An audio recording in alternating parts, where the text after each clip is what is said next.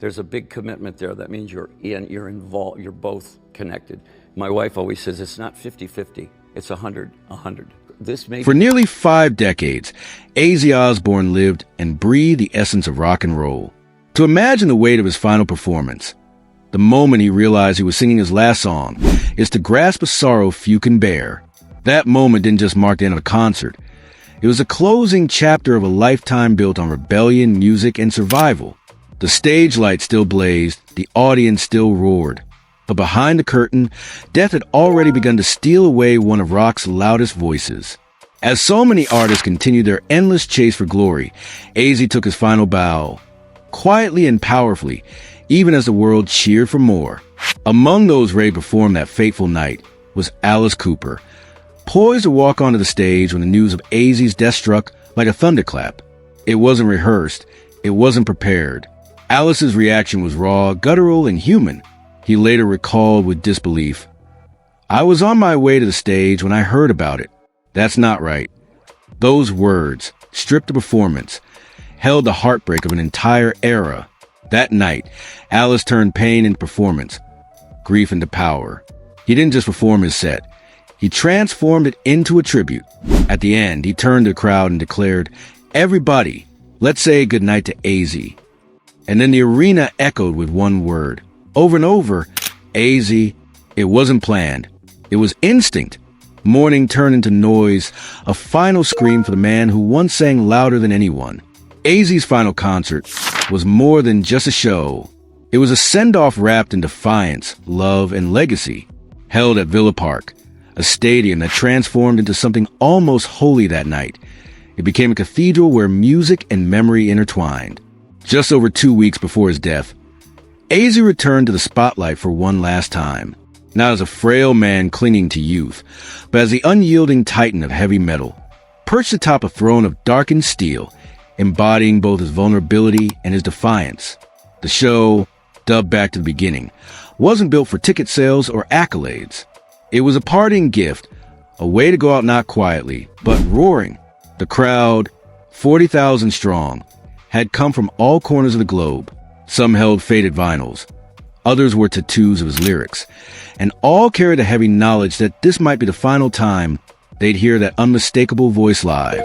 The atmosphere was electric, haunted, reverent. Ozzy, though frail, never let go of his power. He opened with "Mama, I'm Coming Home." His voice wasn't flawless, but it was deeply his, raw, emotional, true. The crowd wept and sang with him, holding on to every syllable. No more tears followed, feeling like a whispered prayer. Then came Crazy Train, his final act of rebellion, an explosion of energy and gratitude. Every note was a goodbye. Every lyric was etched with farewell. And then silence.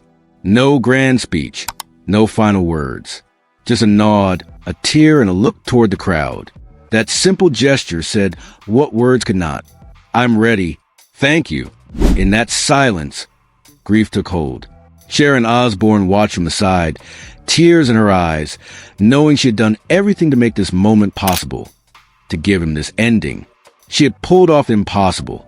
A Black Sabbath reunion, performances from global legends like Metallica and Judas Priest, all while defying medical warnings that insisted Ozzy couldn't perform. But love, Sharon knew, doesn't follow rules. And this concert wasn't about health or logic. It was about finishing the journey on his own terms.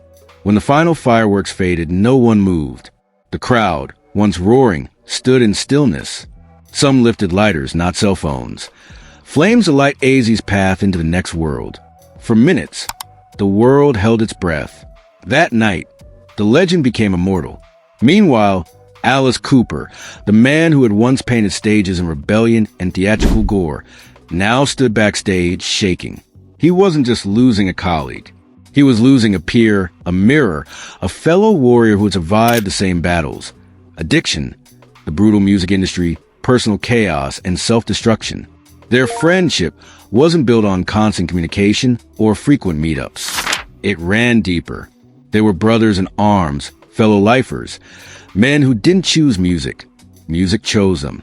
Alice had met Sharon, shared laughs with Jack, performed alongside Ozzy in Brazil, even collaborated with him on the powerful 1991 track, Hey Stupid. That song wasn't just entertainment. It was a battle cry. Two icons side by side, staring down their demons. Though they weren't traditional friends, the respect between Alice and AZ was unmistakable. Whenever they crossed paths, there was a silent nod, a crooked grin, an understanding. We're still here, still breathing, still us. And now one of those voices, the one that once shook continents, was silent. In interviews, Alice struggled for words. He was singing well. He remembered of that last performance. He just did this thing. The disbelief clung to his voice, as if his mind refused to accept the end of something so loud, so enduring. Even though you know it's coming, it still shocks the system, he admitted. Because legends aren't supposed to die. Not really. Not like this. When Alice took the stage that night, he wasn't just performing. He was mourning. The lights, the guitars, the screaming crowd, they all felt different. Dimmer, hollow, and in that silence that followed his tribute, a truth echoed louder than any amp. Ozzy Osbourne wasn't just a man. He was a myth, a movement, a soul stitched into the very bones of rock and roll. His absence wasn't just felt. It left a void. Their connection extended beyond music. It was a shared battle, a life carved from the same unforgiving terrain. They even traded band members like baseball cards, Alice joked. In the chaos of rock, everyone was family, and though Alice might have known Sharon better than he knew AZ, the loss was deeply personal. AZ was a lifer, just like him. Someone who didn't play for fame or money, but because silence was more unbearable than pain. That's what it meant to be a lifer, to give everything, even when there was nothing left. AZ on a list of records or awards. It's a storm of defiance, authenticity, and unapologetic sound. His journey started far from the limelight, in the working-class town of Aston, Birmingham, where he was born John Michael Osborne in 1948. One of 6 children in a poor household, he grew up surrounded by factory heavy metal. Their self-titled debut in 1970 was something the world had never heard. Dark, guttural riffs and AZ's haunting voice turned their songs into prophecies. Paranoid, Iron Man, War Pigs, these weren't just hits. They were declarations. And while his voice wasn't trained, it was many believed it was the end. Instead, it was the beginning of something even louder. With Sharon as his partner and manager, AZ launched a solo career that redefined him. Songs like Crazy Train, Mr. Crowley, and No More Tears became more than hits. They were lifelines. His performances were wild, he was honest, and that made him a legend. When the Osbournes debuted on MTV in 2002, the world saw the man behind the myth. He cursed, mumbled, doted on Sharon, struggled with health, and loved his dogs. He was flawed, funny, deeply human. Fans didn't just admire him. They saw the affections battered him. AZ never stopped dreaming. He canceled tours reluctantly, always hoping for just one more song, one more spotlight. The past 4 years have been sheer hell, he admitted near the end. But I won't stop. Because for him, music wasn't a job, it was identity. And now, it wasn't a voice trained in conservatories or polished for radio. It was a sound of working-class pain turned into prophecy. The howl of a boy from Birmingham who was never supposed to survive, let alone shape the future of music. When AZ first joined Black Sabbath, no one could have predicted the cultural earthquake to come. The band was raw. The 1970s belonged to Sabbath and to AZ.